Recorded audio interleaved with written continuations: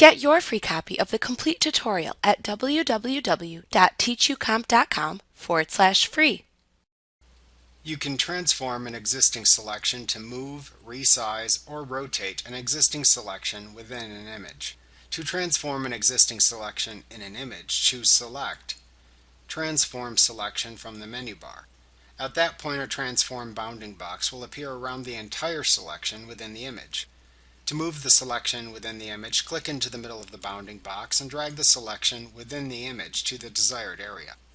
To resize the selection, place your mouse pointer directly over the resizing handle located at each side and each corner of the bounding box that corresponds to the direction in which you want to resize the selection.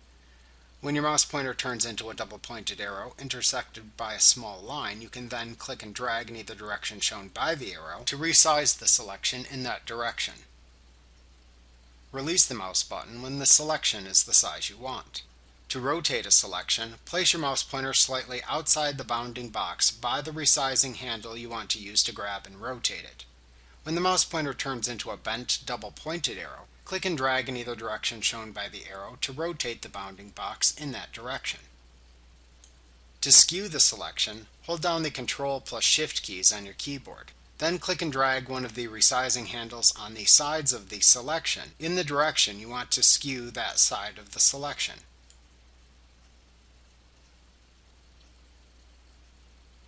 To freely distort a selection, hold down the Control key on your keyboard and then click and drag one of the resizing handles on the sides or corners of the selection in the direction you want to distort the selection. After making transformations to a selection, click the green check mark in the lower right corner of the bounding box to apply the transformations to the selection.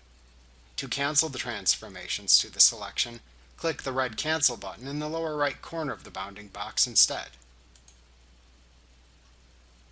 Like what you see? Pick up your free copy of the complete tutorial at www.teachucomp.com/free.